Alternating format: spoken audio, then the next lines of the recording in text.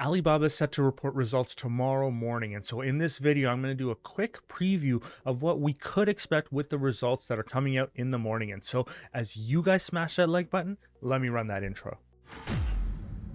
What's up, guys, and welcome back to the channel. And it's been a pretty interesting quarter, to say the least. I mean, most of the interesting stuff, Alibaba is going to be reporting the quarter up till December, but most of the interesting stuff is actually subsequent to the quarter because they really had that reopening and that reopening surge almost. And so what I'm really looking for, and the main thing that I'm looking for in Alibaba's release, is their guidance towards how their current quarter or their final quarter for their fiscal year is running, because now things are completely reopened. And so let's dive into this. I'll talk about some of the segments quickly, and then we'll move on to sort of like what I'm sort of seeing the ultimate valuation and sort of how I see the company playing out over the next couple of years. And a lot of you guys already know we are hot on the heels of Charlie Munger actually coming out and saying that investing in Alibaba was the biggest mistake that he's made in his career, it looks like. And you know, the major takeaway from there, and it's one of the people actually said it in the comments of that particular video, was that, you know, just because one of your heroes or somebody that you really respect invests in a company doesn't necessarily mean that it's right for you, and you should always be doing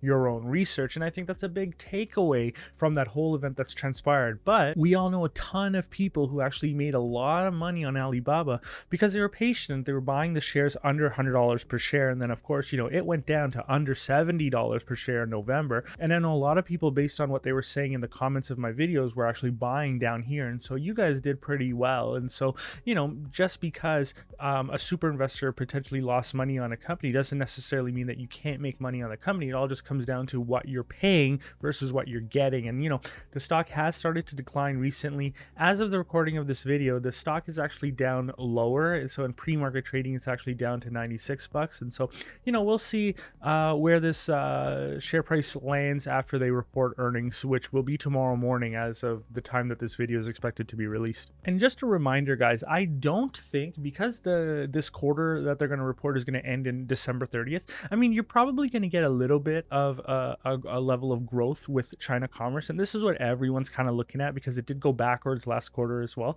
I don't think it's going to show, it might show some improvement, but I don't think it's going to show a significant level of outperformance. However, I think what we're really looking for here is getting an idea from management about guidance for subsequent quarters. I think the Q4 quarter, or their last quarter for this fiscal year, will be the one where it'll really give us a good directional indicator on how the economy is surging or potentially expected to surge as a result of the COVID reopening, and then just converting back into sort of like growth mode for the country as a whole. But we have to note that there are economic challenges right now.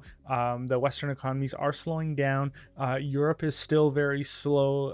There's a decline relative to the US dollar as well, which is causing headwinds for Alibaba. And so, you know, we will see how this all transpires, but I just don't think that this is going to be a cakewalk for the next couple of quarters at least. But in that time period, you might still get, you know, a 20, 30, 40% surge in the share price, because even $140 per share for Alibaba is still pretty cheap relative to what the company is valued at, even using slow growing revenue metrics, which is what I do in the model. Of course, I always have to say this is never investment advice. Do your own due diligence and always seek an investment advisor. Now, just diving into the China commerce segment a little bit more, notice that customer management is the segment that was down the most in this segment, or larger segment. Notice that customer management was down 7%. Meanwhile, direct sales was up 6% and wholesale was up 1% in the last quarter. And so what actually drove down customer management? Well, that's where Taobao and Tmall sit. And of course,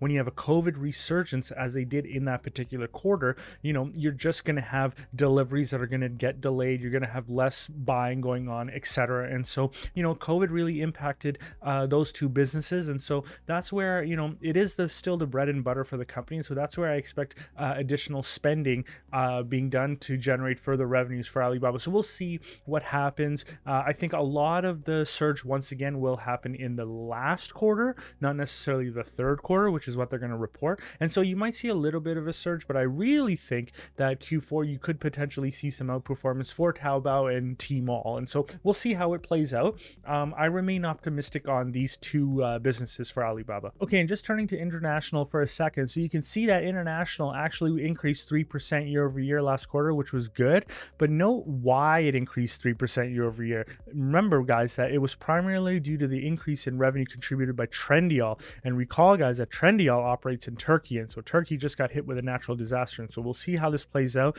Thoughts and prayers are with the people of Turkey, but the reprieve that we do have is that the earthquakes hit in a more sparsely populated region of the country, in the southeast region, where a big part of the population is in the northwest side. And so hopefully that provides some sort of reprieve, but ultimately we'll see how this plays out. The other issue that they're running into is that the depreciation of the euro against the US dollar continues, and so I think AliExpress continues to be pressured, and so we'll see how international plays out. Now, jumping into cloud, recall, guys, that cloud didn't grow as fast as we expected it to grow, and so the growth did slow relative to overall expectations, and definitely slowed relative to what their peers in North America are growing at. However, the one thing I do want to say is that they did grow in the right areas, and I really hope that they see the scale up. And what do I mean by that? You want to see revenue growth for the non-internet industries, essentially bringing people into using cloud services. So financial services segments, the telecommunications segment, and the public services industries. And they did have a decline in the internet industry, but you want to see it going in this direction. And so I think they're moving in the right direction as it relates to their cloud business. Hopefully we can pick up some steam here. And we've been talking about this for a long time now on this channel, it seems, and now the Wall Street Journal just picked it up. But American cloud companies are starting to face a challenge from Chinese companies. So Alibaba, Huawei, Tencent, they're investing hundreds and millions of dollars in developing markets, including Thailand and Indonesia. And we know that Alibaba has been successful internationally, and they're pushing to become more successful internationally. And so I like the fact that even the Wall Street Journal has picked up on the fact that Chinese companies are starting to become competitive in the cloud space. So more of this as it relates to our investment in Alibaba. I really think that they could continue to expand and excel in this space. Now, the one item that I think a lot of us are going to be keeping a keen eye on is how they're handling share repurchases. I think, and I wrote it here, I think it's an imperative that they accelerate share buybacks at any purchase under $100 per share. And recall, guys, that they actually purchased $2.1 billion of shares last quarter, and they repurchased approximately 18 billion of their 25 billion shares under their repurchase program. And so because they got so close to the limit, they actually approved an increase to their share repurchase program by another $15 billion, which is what I expect, just primarily based on the excess capital that they have on their balance sheet. Now, recall, guys, I've said previously that I do believe that they have up to around $40 per share of excess capital. So when you're buying the company for $100 per share, $40 of that is you're just buying cash effectively, or shares, publicly traded shares. And so, there's a lot of room here to buy back more securities or buy back more shares, especially in an environment where the shares are suppressed. It is just an accretive move to buy back shares when they're cheaper. Look, you're taking away the shares from people who don't want to be shareholders and creating value for the people that are in it for the long term. And so I think that it is absolutely imperative that because they've had excess cash on their balance sheet for so long, they need to deploy that. And the best way to deploy that, in my opinion, is by purchasing undervalued shares. And so let's hope that they continue to do that. Now, what I'm going to show you guys next is the model that I have for Alibaba. And guys, if you want access to the model, you can get access to that model at the lower tier of the Patreons. And if you want to join us for an epic live presentation, you can join us at that higher tier. Now let's dive right into the model. So you guys can see here that I'm actually pretty pessimistic overall for fiscal year 2023. I'm actually expecting revenue to go backwards. I don't think it will actually go backwards. I don't think it's trending to go backwards. However, I'm still modeling it to go backwards. And then I do expect somewhat of a resurgence in 2024 and thereafter. But these growth rates, 8%, this is not exceptional levels of growth rates. And so if people have valuations for the company that are much higher than my, $225 per share valuation, if they have valuations in $300 per share range, you know, I wouldn't discount those. Like they're pretty reasonable if you expect growth to pick up more than where I'm expecting it to pick up. Now, you know, a lot of the Patreons do disagree with me on my growth trajectories on some of these segments, and that's okay. You know, we can agree to disagree. Ultimately, it just comes down to how we want to value things out, and I tend to value things out a little bit conservatively. And so ultimately, nothing has really changed with the valuation. You know, using a 15 times terminal multiple on a free cash flow per share valuation, which is net of the forecasted stock-based compensation dilution that I expect for to happen to the shareholders. I expect a valuation of around $227 per share, which includes the $40 per share of excess cash.